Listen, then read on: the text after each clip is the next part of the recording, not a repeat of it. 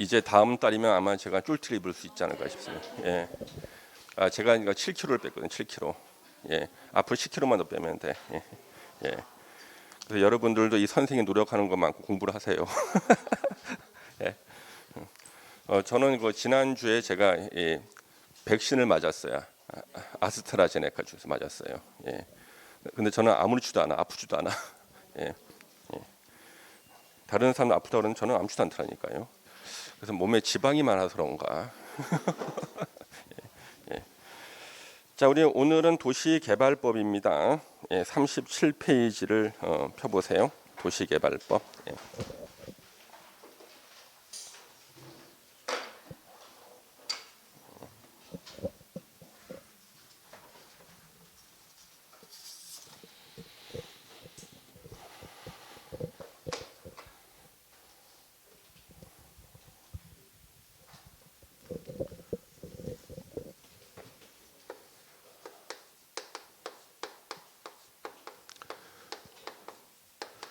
자, 도시개발법이 6문제가 시험에 나옵니다. 6문제. 그 도시개발법은요, 문제 난이도가 아주 편차가 심해요. 6문제 중에서 4문제는 우리가 기출문제 나왔던 거 거의 또 변형해서 나옵니다. 나머지 요 2문제는요, 도시개발법 시행규칙에서 나오거나 아니면은 대통령령 중에서 학생들이 절대 외울 수가 없는 거, 다음 중에 뭐 어느 하나 하는데 한 10개씩 있는 것들이 있죠. 요런 데서 문제가 나와요. 그래서 일단 여기 4문제를 먼저 맞히면 돼요. 4개를. 그러면 4개는 그냥 우리 요약집에 있는 거 있잖아요. 계속 읽고 그냥 기출 문제 이렇게 푸시고 그러면 4개는 기본적으로 맞춰요. 자세히 알든 모르든 자주 보면 맞춰요. 근데 이 2개는 우리가 포기하는 게 아니에요. 물론 4개만 맞히더라도 공법 75점에서 80점은 나옵니다. 근데 저 2문제는요. 우리가 어느 정도 공부가 돼서 7, 8월 달에 문제 풀 때 있죠. 제가 정답만 찍어 드릴 거예요. 이 2문제는 어디서 나오냐 그러면 현재 도시개발법으로 도시개발 사업을 하고 있는 곳에서 문제가 됐던 것들이 있어요. 그러니까 도시개발구역에서 도시개발 사업하다가 문제가 돼서 출제하시는 교수님이 한번 봤던 조문들이 있어요. 거기서 정답이 나와요. 그러니까 요거는 제가 따로 정답만 따로 체크해 드리면 돼요. 그래서 일단 아주 편한 마음으로 요 4문제를 먼저 맞추시면은 아주 우수한 성적. 그다음 나는 이제 100점으로 합격하고 싶다. 그럼 요 2개 다 맞히면 돼. 그렇죠? 요 4개만 맞히면 한 75점에서 80점 정도 나옵니다. 그래서 요 도시개발법은 우리 공인중개사하고는 거리가 좀 멀어 보여요. 왜? 도시개발법은 도시개발 사업할 때 쓰거든요. 그러면 도시개발 사업할 때 쓰는데 이 도시개발 사업의 뜻은 2가지예요. 하나가 시가지 조성하고 단지 조성입니다. 2가지. 그래서 도시개발 사업의 뜻은 시가지 조성과 단지 조성. 우리가 흔히 신도시 건설이라 그러지만 법에서는 신도시란 말을 안 써요. 신시가지. 그래서 요 시가지 조성은 규모가 커요. 요거는 규모가 크다고요. 단지 조성은 규모가 작고. 그래서 도시개발 사업은 크게 할 수도 있고 작게 할 수도 있어요. 그러면은 옛날에 우리 참고로 옛날에 2008년도였어요. 2008년도에 그러니까 들어만 두시면 돼요. 국가 경쟁력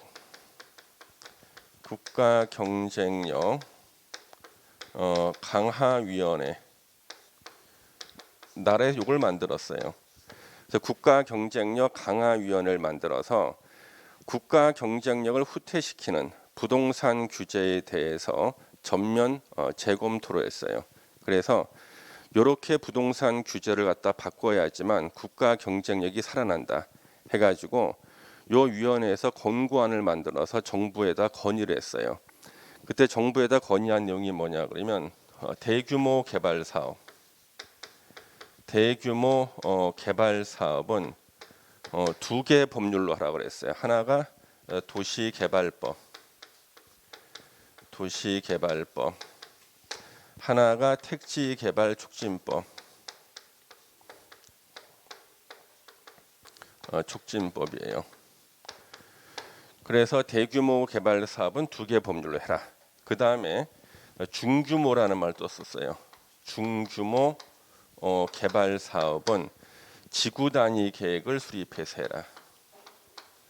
지구 단위 계획을 수립해서, 그러니까 중규모로 개발할 사람들이 이해관계자가 지구 단위 계획을 수립을 제안하죠. 그래서 지구 단위 계획을 수립해서 거기에 맞게 건물을 지어라. 중규모 개발. 그다음 이제 소규모 개발. 소규모 개발은 국토계획법에 나오는 개발행위 허가를 받아서 허가를 받아서 개발해라. 이게 그 권고안에 나와요. 예. 그래서 우리 시험에서 도시개발법 있죠. 지구 단위 계획 있죠. 개발행위 허가. 이거 항상 시험에 나오죠. 예. 이렇게 딱 정해준 거예요. 딱 정해졌어. 대규모, 중규모, 소규모. 그 다음에 난개발 방지. 그 다음에 난개발 방지에 대해서 이때도 나온 게 난개발 방지와 또 투기 방지를 위해서 1등급 제도, 이 등급은 내가 매긴 게 아니에요. 요 위원회에서 매겼어요. 1등급 제도가 시가화 조정구역이에요. 시가화 조정구역. 요 국토계획법에 나오죠. 예. 그 다음에 2등급 제도가 국토계획법에 나오는 개발행위 허가예요. 허가 제한. 개발행위 허가 제한이에요. 제한. 그 다음에 3등급 제도라고 요 위원회에서 밝힌 게 건축법에 나오는 건축 허가 제한이에요. 허가 제한입니다. 그래서 3등급 제도만 쓰면 되는데 2등급을 쓰지 마라. 2등급 쓰면 되는데 1등급 쓰지 마라. 왜? 지나친 규제는 국가 경쟁력을 후퇴시킨다. 그래서 2008년도에 이걸 발표하고 난 다음에 시험에서 여기 나올 때 시가화 조정 구역은 우리 몇 년 이상 몇 년 이내죠? 5년 이상 20년 이내죠. 개발행위 허가 제한은 1회에 한해서 몇 년이 원칙이야. 개발행위 허가 제한 기간은 원칙 3년. 연장할 수 있죠. 1회에 한해서 2년 이내 연장. 최장 몇 년이에요? 5년. 건축법상 건축 허가 제한 기간은 몇 년이에요? 2년. 연장할 수 있었죠. 연장은 1회에 한해서 1년 연장. 그럼 최장 몇 년이야? 3년. 뭔가 느낌이 오지 않아요? 우리나라에서 난개발하고 투기 방지를 위해서 최저 2년부터 최장 20년까지를 정해놓고 3개의 구간으로 나눠놨어. 그렇죠? 그래서 요거는 2개는 국토계획법, 요거는 건축법에 나누는 거예요. 그래서 지금까지 시험 문제에서 가장 많이 나온 기간이 요 3가지예요. 요 3가지가 기간 중에 제일 많이 나왔다고요. 괜히 많이 내는 게 아니라 2008년도에 국가경쟁력 강화위원회에서 이거 외에도 몇 개가 더 있어요. 계속요. 그리고 보면 몇십 페이지 분량이야. 그러면 거기서 언급된 것들이 다 시험 문제야. 공법. 왜? 이때 들어가신 교수님들이 다 출제위원들이거든. 예. 자기네들이 가장 문제점이 있다고 체크해놨던 거기 때문에 그것을 계속 시험에 어느 분이라도 다 물어보는 거예요. 출제위 누가 되든 다 같이 물어봐. 그래서 예를 들면 건축 허가 제한 기간만 해도 10번 이상 시험에 나왔어요. 요 이유로. 예. 그다음에 개발 행위 허가 제한 기간이 한 3번 나왔고 시가화 조정 구역이 5번 이상. 그러니까 엄청나죠, 그렇죠? 그래서 지금 요 도시개발법은요, 택지개발촉진법은 우리 시험 범위가 아니거든. 예. 이건 우리가 이제 3기 신도시 만들 때 이거 쓰잖아요. 그래서 이 택지개발촉진법은 공동주택을 대규모로 신속하게 만드는 법이에요. 이거는 오로지 공동주택을 대규모로 짓는 거. 도시개발법은 핵심이 요거는 복합 기능이에요. 주택만 짓는 게 아니라 무슨 유통시설도 짓고 그 다음에 물류시설, 그 다음에 산업기능, 상업기능, 예, 모든 기능을 다 갖춘 도시를 만드는 게 요 도시개발법이에요. 그러면은 여러분들 왜 민법 공부할 때 서로 비교해서 공부하는 거 있지 않아요? 상린관계하고 뭘 비교해서 공부하죠? 예? 지역권, 그렇죠. 동시행 항변권하고 유치권을 비교 공부하죠. 저는 옛날에 그렇게 공부했거든, 학교 다닐 때. 그러면 모든 교수님은요, 도시개발법하고 택지개발촉진법을 비교해요. 근데 이건 시험 문제가 아니잖아요. 도시개발법 시험 문제죠. 그래서 도시개발법에서 문제가 나오는 걸 보면은 요 택지개발촉진법과 비교한 내용이 나와. 근데 우리는 이 법을 모르니까, 우리가 아니라 여러분들은 이 법을 모르니까 요거 이 문제가 왜 나왔는지는 모르겠지만 요 법하고 비교가 되는 거야. 그렇죠? 예, 그래서 도시개발법은 일단 택지개발촉진법과 비교되는 내용이 일단 시험에 나와요. 이 내용고 이거는 제가 정리해 드릴 거고, 그다음 요 도시개발법은요, 요 특징이 요것이 2000년에 만들어졌거든요. 2000년도에 만들어졌어요. 그럼 2000년도에 만들어질 때 예전에는 1999년도까지는요. 우리가 이 도시 개발 사업은 두 개의 법률에 나눠서 했었어요. 하나가 옛날에 있었던 구 도시계획법에서요. 여기서 도시계획 사업이 있었거든요.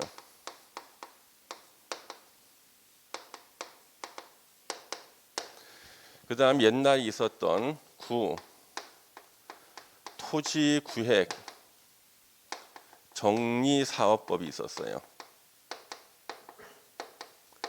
여기에서 토지구획 정리사업이 있었어요. 토지구획 정리사업. 그러면 요 도시계획사업 이게 옛날에 여기 수용 방식으로 한 거고요. 토지구획 정리사업 여기 환시 방식으로 한 거예요. 환시 방식. 그러면 이 토지구획 정리사업은 예전에 지방에서요, 우리가 경지 정리 사업이라고 그랬어요. 경작지, 논밭을 정리한다. 그래서 논밭이 다 삐뚤삐뚤한 거예요. 이걸 다 갈아엎어 가지고 바둑판 모양의 논밭을 만드는 게 바로 토지구획 정리 사업이었어요. 흔히 경작지를 정리한다, 경지 정리를 했는데 논밭만 바둑판 모양으로 만든 게 아니라 일반 대지도 다 바둑판 모양을 만드는 거예요. 그래서 요 토지 구획 정리 사업 삐뚤삐뚤한 것을 갖다가 다 갈아엎은 다음에 이걸 바둑판처럼 만드는 거예요. 그래서 갑이라는 사람이 요런 토지를 갖고 있었고요. 요런 모양. 요거는 을 소유의 토지. 요거는 병 소유의 토지가 이렇게 있어요. 자, 그랬을 때 세 명이 다 네모 반듯한 토지가 없죠. 그러면 농사를 지을 때나 건물을 지을 때 똑바로 못 짓잖아요. 그렇죠? 농사 짓기도 힘들고 이게 대지라면 건물 짓기도 힘들잖아요. 그래서 어떻게 하냐 그러면 갑한테 너는 땅을 이렇게 가져가라는 거예요. 이렇게 땅을 가져가라. 그 얘기는 갑한테 네 땅 요거는 내놓고 병의 땅 요만큼 가져가라. 그럼 네가 네모 반듯한 토지를 가져갈 수 있다. 그 다음에 을한테는 갑이 내놓은 땅을 네가 가져가라는 거예요. 갑이 내놓은 땅을 네가 가져가라. 그리고 을 너는 땅을 이렇게 가져가라는 거예요. 그 대신 이 땅 요만큼을 내놓으라는 거지. 그러면 병 입장에서는 자기 땅 이만큼을 내놓고 을이 내놓은 땅을 가져가는 거죠. 이렇게. 이렇게 하면 이제 갑을병 3명 다 네모 반듯한 땅을 다 돌려받을 수가 있는데, 이때 갑을병 중에서 갑 같은 경우는 이쪽 땅이 자기 마음에 드는 땅인데 이거 잘라서 내놓으라니까 반대할 거 아니에요. 이 반대하는 사람들이 굉장히 많았다니까요. 그래서 이걸 갖다 우리는 토지 구획 정리 사업이라고 그래. 토지 구획 정리. 바둑판 모양을 만드는 거. 이거 어느 대통령 때 했을까요? 이거 어느 대통령 때? 예. 박정희 대통령 때. 그래서 지금은 다른 나라는 이렇게 못해요. 이때 반대하던 사람들이 갑자기 사라졌어요. 한 일주일 정도 어디선가 교육을 받고 돌아오신 거예요. 그래서 어떤 교육을 받았냐 그랬더니 건전한 대한민국 국민으로 다시 태어나는 교육을 받은 거예요. 예. 그래서 순식간에 1, 2년 사이에 다 끝냈어 전국을. 다른 나라는 몇십 년 걸려도 못해. 우리 아시아의 다른 나라 아직도 못해. 예. 뭐 캄보디아, 베트남 못해 이런 거. 예. 다 했습니다. 이거. 그렇죠? 그 이게 뭐냐 그러면 토지 구획 정리 사업. 논밭을 정리한다고 해서 경지 정리 그러는데 논밭이든 일반 대지든 토지 구획을 다 정리했죠. 뭐 토지 구획을 정리하기 위해서 서로 땅을 다 교환해 줘야겠네. 그렇죠? 이 땅 대신에 다른 땅 바꿔줘야 될 거 아니에요. 그렇죠? 그래서 이게 바로 환지 방식이 나오는 거예요. 환지 방식. 그래서 예전에 도시개발 사업은 환지 방식은 토지 구획 정리 사업법을 했었고 그 다음에 수용 방식은요. 옛날 명칭이 도시계획 사업이었어요. 예. 이거 수용 방식이에요. 그래서 이렇게 할 때 이제 중간에 떼어내. 갑한테는 이 땅 중에서 이만큼은 떼어내겠다. 을한테도 이 땅 중에서 이만큼을 떼어내겠다. 병한테도 이 땅 중에서 이만큼을 떼어내겠다. 요거는 시행자가 가져가겠다는 거예요. 그러면 이렇게 하고 난 다음에 여기다 뭘 하냐면 이걸로 도로 설치하는 거죠. 이렇게. 그렇죠? 도로나 학교나 공원 설치하는 거죠. 그래서 요것이 바로 토지 구획 정리 사업 환지 방식 핵심이에요. 그래서 땅을 서로 교환해 주고 그다음에 교환해 줄 때 자기가 가지고 있던 땅이 일부를 띄어 가지고 요걸로 공공 시설을 설치하는 거예요. 그래서 요것이 환지 방식 핵심. 그래서 두 개의 사업이 이렇게 99년도까지 하다가 두 개의 사업을 통합해서 2000년에 도시개발법을 만들었어요. 그 도시개발법은 수용 방식도 있고 환지 방식도 있고요. 이때 도시개발법의 특징은요. 바로 2000년에 딱 민간 시행자가 있다는 거예요. 민간 시행자가 있다. 엄청난 특징이에요. 그 전까지는 두 개의 법률에 의한 도시개발 사업의 시행자는요. 우리가 흔히 공영개발이라고 해서 국가, 지자체, 공공기관만 시행자가 됐어요. 그런데 2000년부터는 도시개발 사업 시행자가 민간인도 돼 건설회사나 도시개발 조합도 되는 거예요. 그래서 매년 요 민간 시행자에 대한 문제는 한 문제씩이 나오는 이유가 바로 2000년에 만든 20년밖에 안 된 도시개발법의 가장 큰 특징 민간 시행자가 있다. 그래서 민간 시행자에 대한 문제는 한 문제씩. 그 다음에 예전에는요 시가지 조성에 대해서 특별한 규정이 없었다가요 2003년부터 시행이 된 개정이 돼서 시행된 것이 개정은 2002년도 됐고 시행은 2003년도부터 규모가 큰 시가지 조성에만 적용되는 규정을 2003년도부터 시행했어요. 이것도 매년 한 문제씩이 나와. 왜? 처음 도시개발법을 만들 때는요. 규모가 크든 규모가 작든 전혀 구별하지 않았어요. 근데 이제 도시개발법으로 도시개발 사업 하다 보니까 규모가 큰 것에는 적합하지 않은 일이 생기는 거예요. 그래서 야 규모가 큰 시가지 조성에는 따로 적용할 법률 조문이 필요하다. 그래서 이때 법을 개정해서 2003년도부터 개정해서 시행된 것들이 있죠. 개정해서 신설된 것들이에요. 요것은 매년 한 문제씩이 나와요. 그러면 기본적으로 민간 시행자와 관련된 거, 시가지 조성에 적용되는 것들 일단 이 두 문제 고정이죠. 그 다음에 또 한 가지의 특징이 도시개발 사업은요. 도시개발구역을 지정해서 하는 거예요. 도시개발구역을 지정해놓고 대상 지역을 정해놓고 해요. 구역을 지정해놓고 그래서 도시개발구역 지정 파트가 시험에서 매년 두 문제씩이 꼬박꼬박 나온다는 거죠. 그래서 아무 문제나 튀어나오는 게 아니라 다 이유가 있은 거예요. 전체적으로 이렇게 내용을 이해를 하고 이제 도시개발법을 공부를 하셔야 돼요.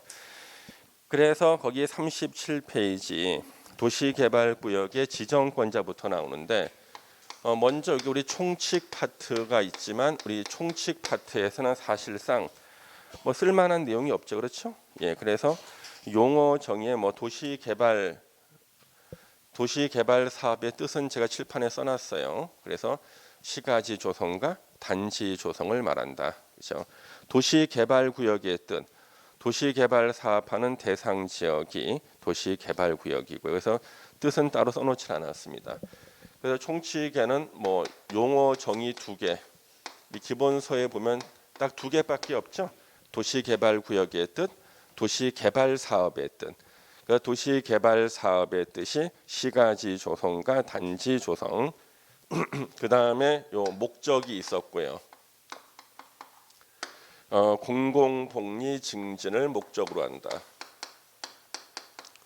그래서 공공복리 증진 요게 이제 목적에 나오고, 우리 두 번째로요. 이제 시험에 두 문제 이상 반드시 나오는 도시개발구역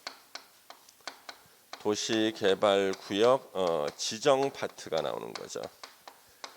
그래서 도시개발구역을 먼저 지정해 놓고 거기서 이제 개발하는 거거든요. 그럼 여기서는 최다 출자가 일단 지정권자입니다. 지정권자. 누가 도시개발구역을 지정하는가? 지정권자. 우리 책에다가 다 정리해 놨으니까 이건 다 쓸 필요는 없어요. 거기에 보시면 지정권자 원칙이 시도지사, 대도시시장이에요.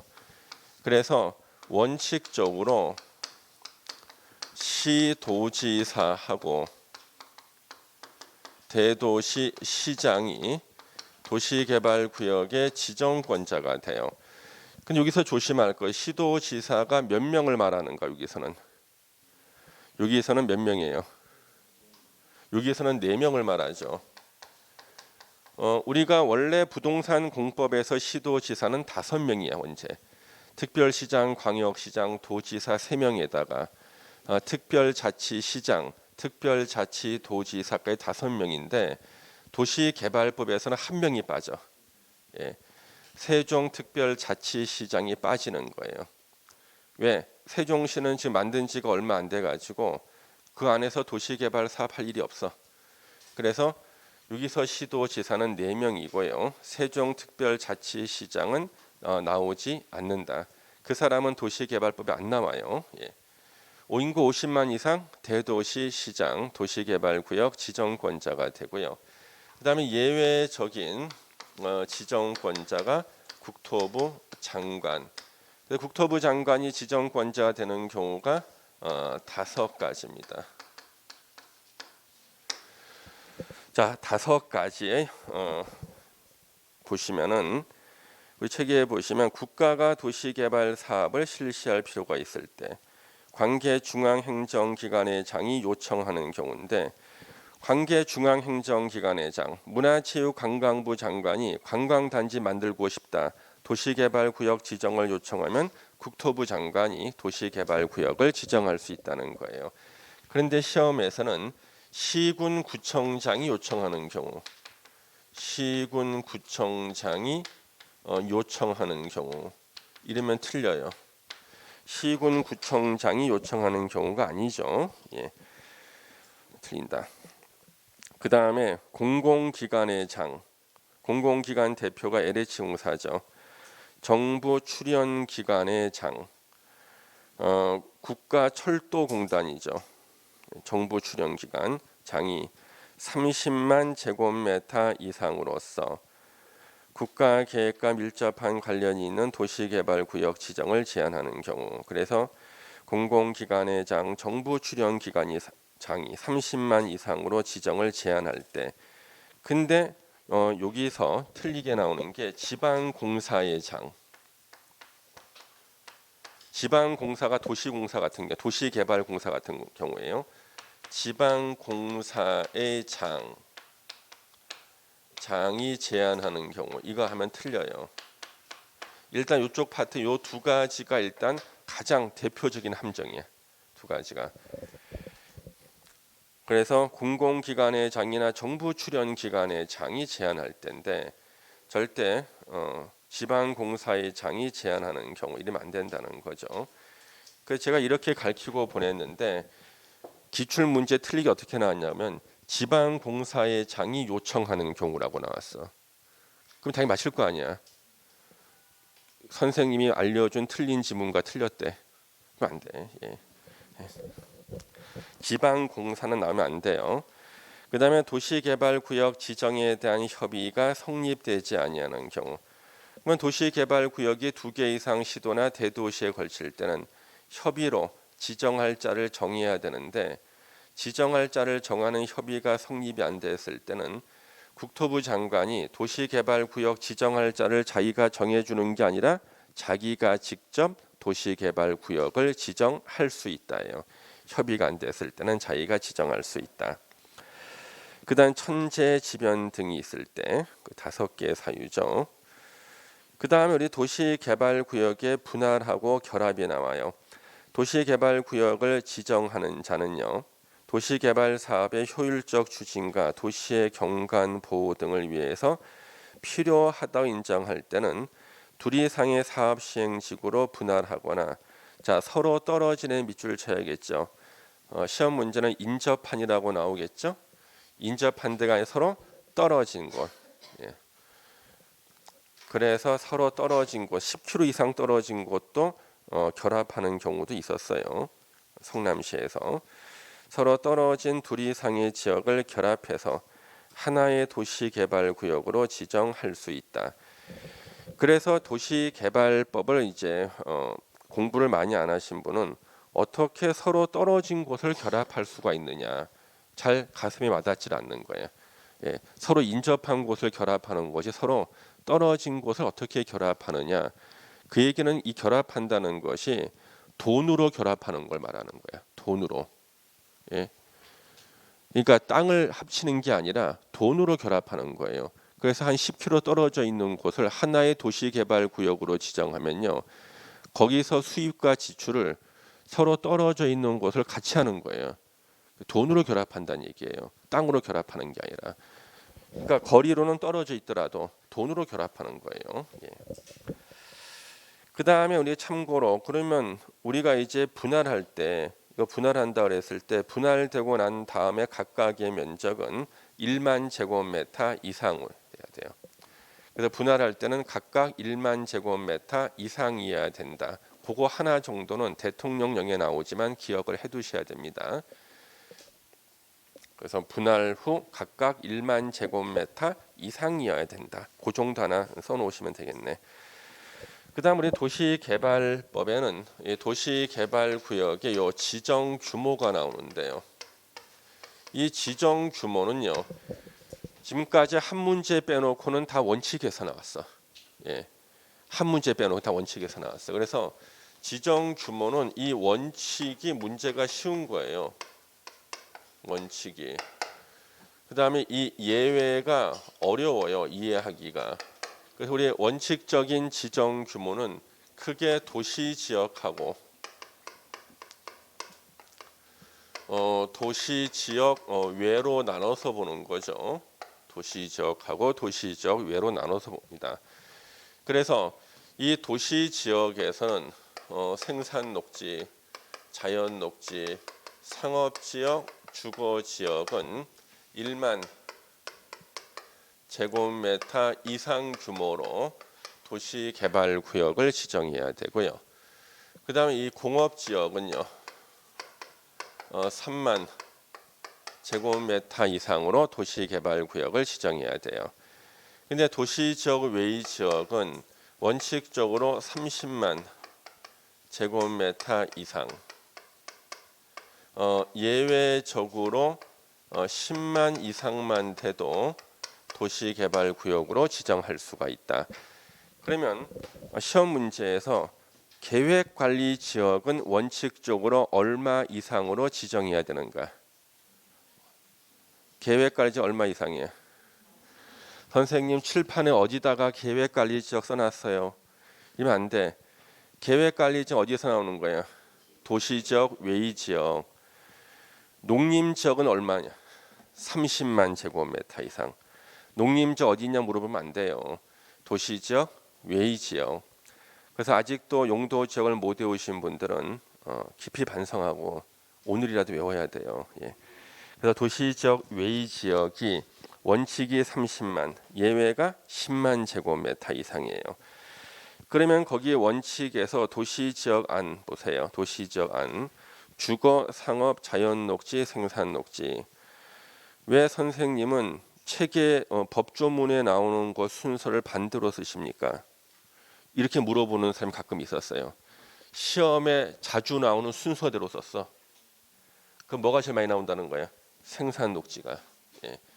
두 번째로 많이 나온 게 자연녹지 지역이에요. 그래서 생산녹지 지역을 왜 많이 내냐 그러면요. 예전에는요. 생산녹지 지역은 도시개발구역으로 지정을 할 수가 없었어요. 예전에는요.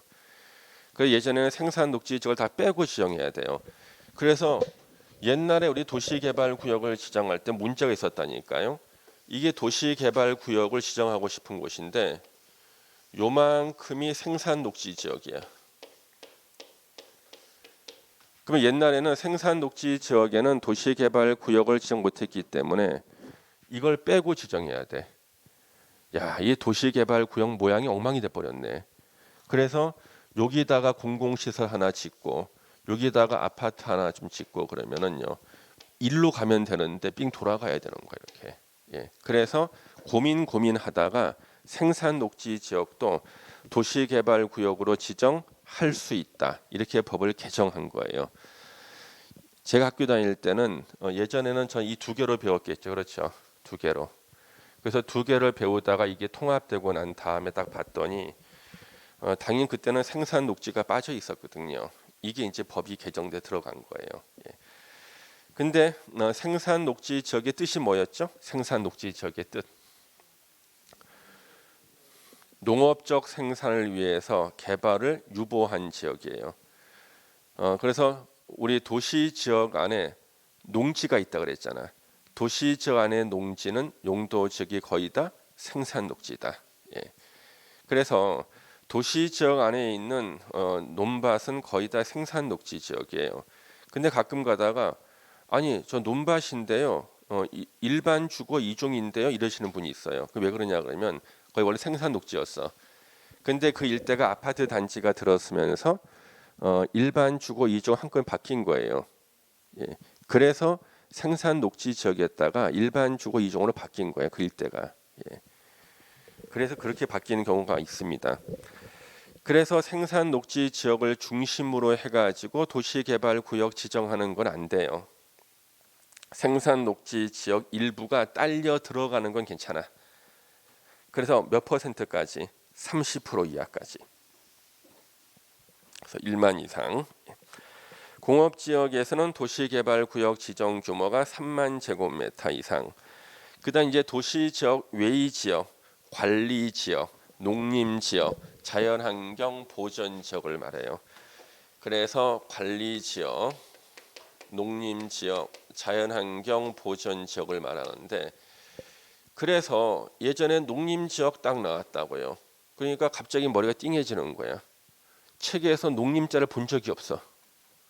도시지역, 외의지역 30만 이상. 머리가 더 띵해지는 게 관리지역만 냈으면 좀 알아들을 것 같은데 보전관리지역. 예? 보전관리 본 적이 없는 것 같거든. 예? 더한 거 계획관리지역 이렇게 내면 막 머리가 띵해지는 거예요. 다 도시지역 외의지역이니까 30만 제곱미터 이상이 되는 겁니다. 여기서 이제 용도 지역에서 도시개발구역 지정 규모가 안 나오는 게 하나가 있어요. 규모가 없는 거. 용도 지역 중에 도시개발구역 지정 규모가 안 나오는 용도 지역이 하나 있죠. 보존녹지 지역. 보존녹지 지역은 도시개발구역 지정을 못해요. 그래서 빠져 있는 거예요. 그래서 보존녹지 지역은 도시개발구역으로 지정을 할 수가 없다. 왜 그런가요? 이게 이제 흔히 우리가 보통 완충녹지라 그래가지고요. 이거는 절대 없애면 안 되는 녹지가 있어요. 이건 있어야 돼. 여기는 녹지축이야. 그래서 이거는 없애면은 그 도시의 모든 자연 경관이 엉망이 되는 거라고요. 여기가 되게 보존 녹지거든요.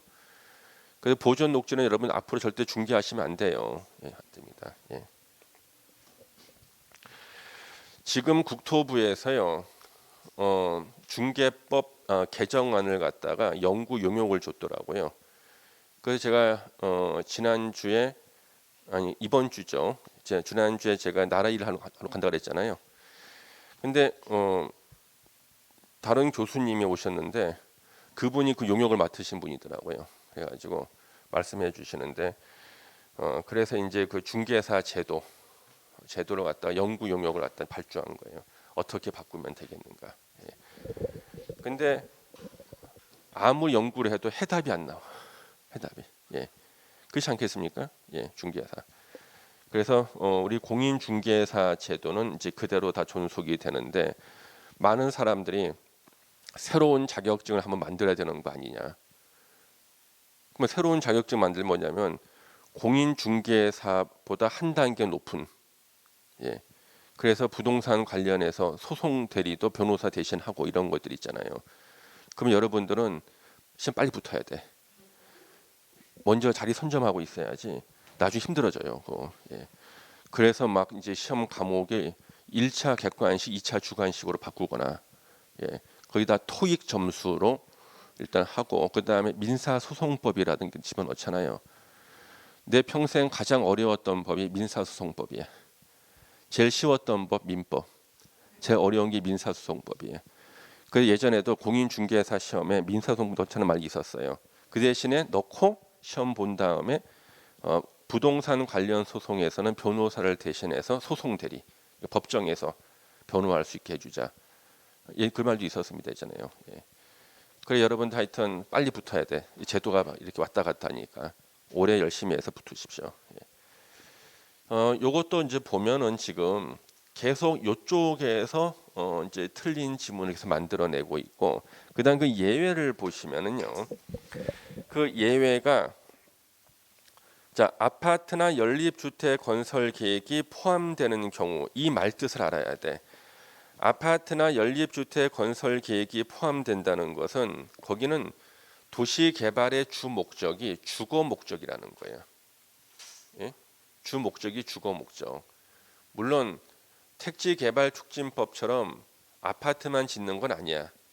그런데 주 목적이 주거 기능이고 그 다음에 만약에 도시 개발의 주 목적이 주거 기능이 아니라 만약에 산업단지, 공단을 만드는 게 주 목적이다 그러면요. 이럴 때는요. 아파트나 연립주택 건설 계획을 갖다가 집어넣을 수가 없어요. 예. 그래서 아파트나 연립주택 건설 계획이 포함된다는 것은 대규모 주거지가 만들어지고 도시 개발의 주 목적이 주거 목적이에요. 물론 유통시설이라든가 첨단 산업단지가 들어서기도 해요. 공해가 없는 첨단 산업단지가. 근데 주목적이 주거 기능이 주목적이 되는 거예요. 요랬을 때는요. 큰 공장이 들어서지 않는다는 뜻이죠. 그럴 때는 30만까지가 필요가 없다는 거예요. 10만 이상만 되면 된다는 거죠. 그래서 아파트나 연립주택 건설 계획이 포함되는 경우다. 그러면 도시개발의 주 목적은 주거 기능 중심이다. 그래서 주거 기능 중심이니까 큰 공단 같은 거나 첨단 산업단지가 들어서는 것은 아니다.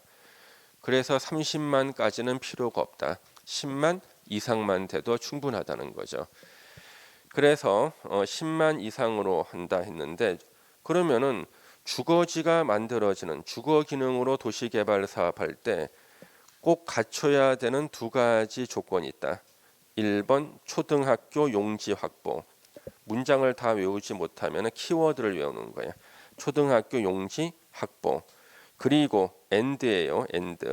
4차로 이상 도로 설치. 4차로 이상 도로 설치. 앞에 뭐 도로법 규정에 의한 뭐 이런 것들 외우다 보면 4차로 이상 도로 설치까지 힘이 빠져서 못 온다니까. 그러니까 그래서 초등학교 용지 확보, 4차로 이상 도로 설치. 그래서 시가지가 되기 위한 가장 기본적인 조건 두 가지를 갖췄다. 아파트나 연립주택 건설 계획이 포함된다. 주거 기능 중심이다. 30만 필요 없다. 그렇지만 시가지가 되기 위한 조건 두 개. 초등학교 용지 확보, 4차로 이상 도로 설치, 10만 이상만 되면 도시개발구역을 지정할 수 있다. 그래서 이 면적을 그대로 외우시는 거예요. 그러면 지금까지 기출 문제는 다 이거였거든, 원칙이었거든요. 이제 예외가 딱 한 번 나왔었어, 예외. 그러니까 예외는 제가 설명을 드리겠는데 이해가 되시는 분은 이해를 하시고 안 되면 그냥 넘어가. 예. 예외는요. 자, 우리 개발된 곳이 주상공이고 개발 안 된 곳이 녹관농자였잖아요. 녹관농자에서 도시개발구역 지정 못하는 데 한 군데 있죠. 보전녹지 지역을 빼. 녹관농자에서 보전녹지를 빼면요. 이렇게 써야 돼요. 자연녹지 지역 하고 생산녹지 지역. 그 다음에 관리 농림 자연환경 보전 지역 우리가 뭐라고 써요? 도시지역, 외지역, 지역, 외지역. 그러면 결국 이 말은 뭐냐 그러면 개발 안 된 녹관 농자에서 보전 녹지 지역을 뺀 지역, 개발 안 된 곳, 건물이 별로 없는 곳이야. 자, 이 건물이 별로 없는 여기서 도시개발구역을 지정할 때요. 국토계획법에 나왔던 장기 계획이 두 개가 있어요. 광역도시계획이나 도시군 기본계획이 여기 수립이 돼 있대. 그러면 요 계획을 딱 보는 거예요. 이 계획에서 요 지역을 개발하는 게 가능하다고 돼 있대요. 개발 가능하다고 돼 있다. 그랬을 때는 국토부 장관이 정하는 기준에 따라서 도시개발구역을 지정할 수 있다. 요 원칙적인 면적을 따르지 않고 국토부 장관이 정하는 기준에 따라서 도시개발구역을 지정할 수 있다. 요 얘기가 그 예외 나오죠. 그래서 자연녹지, 생산녹지, 도시지역, 외지역. 결국 녹관농자에서 어디를 뺀 거? 보전녹지 지역을 뺀 지역에서 도시개발구역 지정할 때 광역도시계획 또는 도시군 기본계획위에서 개발이 가능하다고 돼 있어. 가능한 지역에서만 자 국토부 장관이 정하는 기준에 따라 지정해야 된다. 광역이나 도시군 기본계획이 수립되지 아니한 지역. 그러면 광역도시계획도 안 됐고 광역이나 기본계획이 수립이 안 됐대. 그 얘기는 여기를 개발할지 개발을 안 할지 계획이 없다는 거야. 개발될지 안 될지 몰라요. 이랬을 때는 도시개발구역 지정을 못하는 게 아니라 용도 지역 뜻 자체가 개발을 예정한 지역이 있어요. 용도 지역 뜻 자체가 개발을 예정한 지역, 계획관리 지역이나 관리 지역이나 자연녹지 지역에서 여기는 도시개발구역으로 지정할 수 있다. 왜? 용도 지역 자체가 개발을 예정한 곳이죠, 그렇죠? 자연녹지 지역과 계획관리 지역에서만 도시개발구역을 지정할 수가 있습니다. 이게 예외 첫 번째. 그 다음에 예외 두 번째가 다음 페이지에 나와요. 자, 이게 첫 번째고요. 첫 번째. 예외 두 번째는요. 규모를 별도 지정하는 거예요.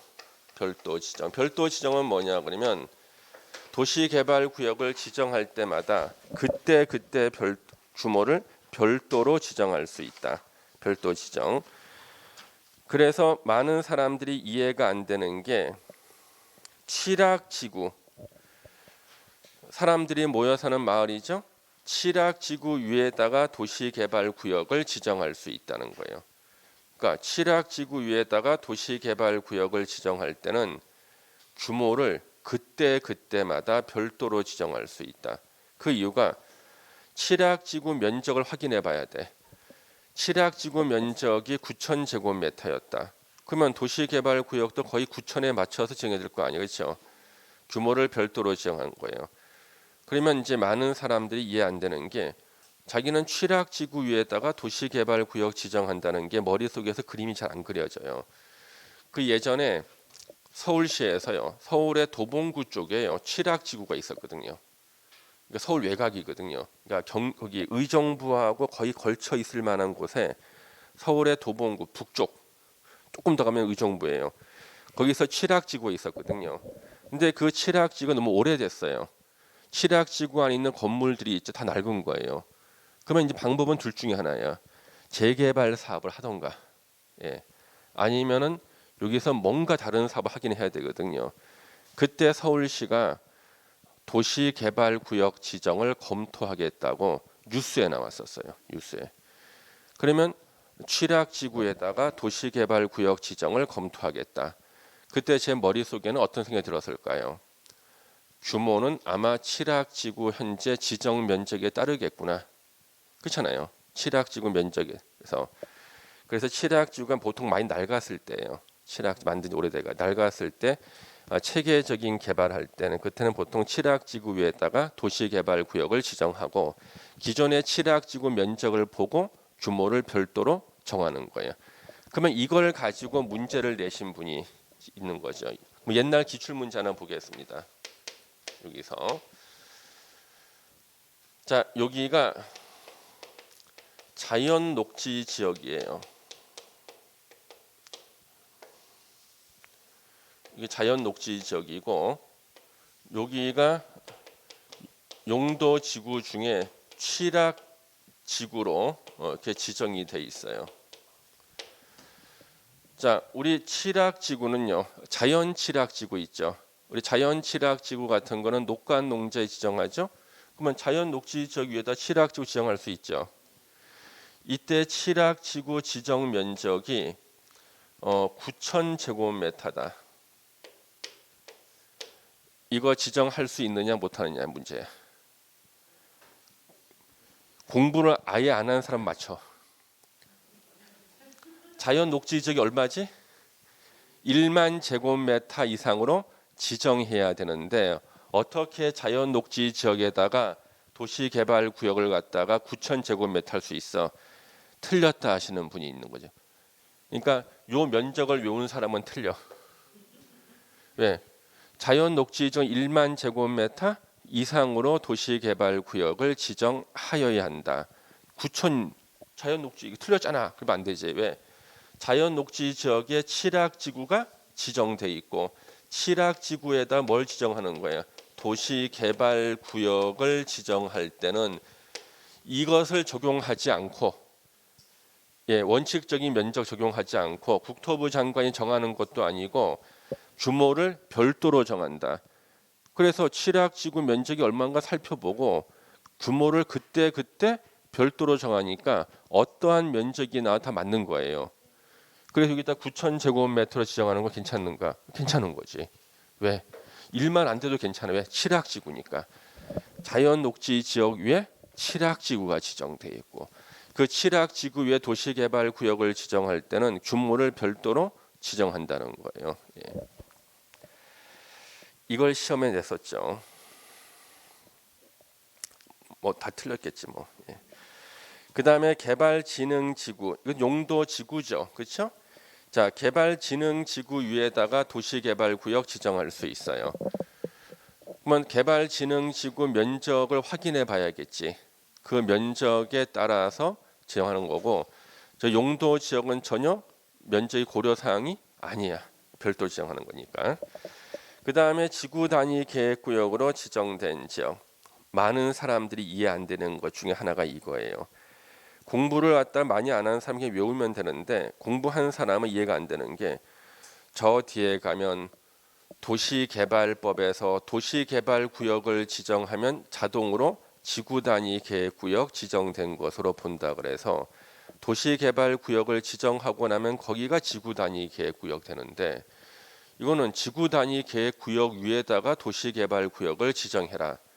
이게 말이 앞뒤가 안 맞는 거 아니냐 이렇게 오해할 수가 있거든요. 공부를 좀 한 사람들은 이런 의문이 생겨요. 근데 우리나라 법에서요 지구 단위 계획구역을 지정하게 되는 경우가 굉장히 많아요. 예.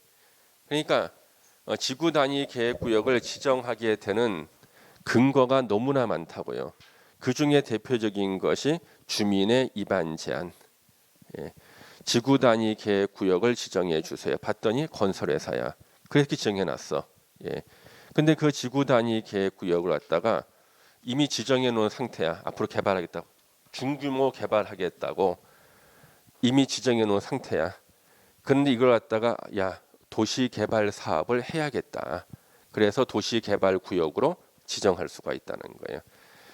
그래서 지구 단위 계획구역이 지정되는 수많은 원인 중에 하나가 도시개발구역 지정했을 때고, 도시개발구역 지정만 지구 단위 계획구역이 되는 게 아니라 다른 원인으로 인해서 지구 단위 계획구역이 먼저 지정돼 있을 때, 거기다가 도시개발구역을 지정할 때는요, 규모를 별도로 정할 수 있다. 기존의 지구 단위 계획구역 면적이 있을 거 아니에요, 그렇죠? 별도로 정할 수 있고요. 3번은 이것도 문장 외우다 보면 헷갈려서 안 돼요. 국가 균형 발전을 위하여 하고 지정하려는 지역, 이렇게 외워야 돼. 국가 균형 발전을 위하여 지정하려는 지역. 더 줄이고 싶으면 국가 균형 발전 지역 이렇게 외우시면 돼요. 혁신 도시 같은 걸 말해. 혁신 도시. 그래서 전국에다 혁신 도시 만들 때요, 그 지역에 보니까 평지가 한 2만 제곱미터밖에 없어. 근데 거기 3만 지금 못 하겠죠. 그렇잖아요. 그 지자체 면적이 다 다르다고요. 여분의 땅 면적이. 그래서 규모를 별도로 정할 수 있는 거예요. 단 국가 균형 발전을 위해서 지정하려는 지역은 자연환경 보전 지역에는 지정을 못해요. 제외. 자연환경 보전 지역엔 지정 못한다. 이건 시험에 2번 나왔었어요. 그 국가 균형 발전을 위해 지정하는 지역은 자연환경 보전 지역에는 지정할 수 없습니다. 이렇게요. 그래서 여기까지 이렇게 보셨고, 그다음 잠시만 쉬었다가 이제 도시개발구역 지정 효과부터 보겠습니다. 칠판 다 지워주세요.